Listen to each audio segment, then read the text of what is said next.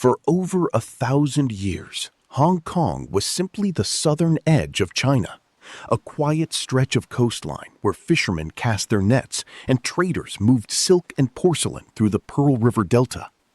No one could have imagined that this modest piece of land would become the center of one of history's most consequential confrontations.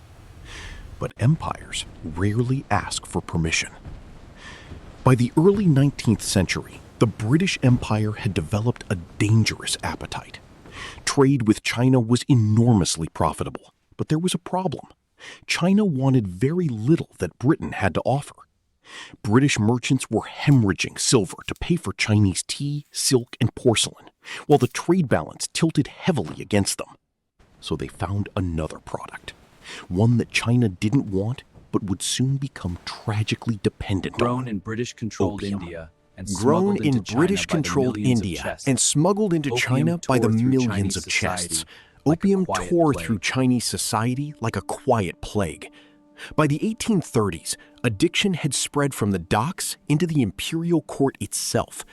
The Qing dynasty, already weakened by internal 1830s, pressures, addiction watched spread as helplessly people as descended silver into drained dependency. out of the empire, and its people descended into dependency.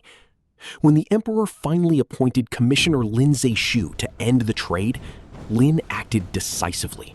He seized and destroyed over 20,000 chests of British opium without compensation. London didn't call it a humanitarian crisis. They called it a pretext for war. In 1839, British warships sailed into Chinese waters with a firepower the Qing military could not begin to match.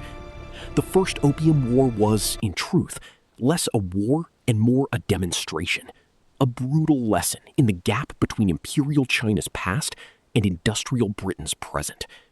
Chinese junks faced iron steamships.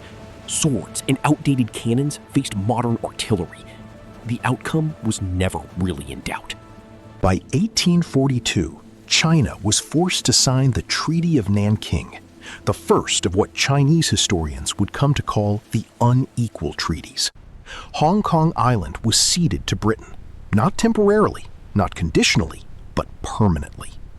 16 years later, following a second conflict, Britain claimed the Kowloon Peninsula, and in 1898, under increasing pressure, China leased the new territories to Britain for 99 years, a deadline that would eventually change everything. The 99-year lease expired on the 1st of July, 1997.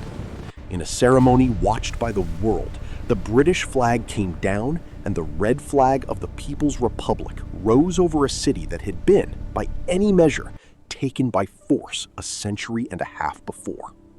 History, it turned out, had a longer memory than any empire. Hong Kong's story is not just about one city or one war.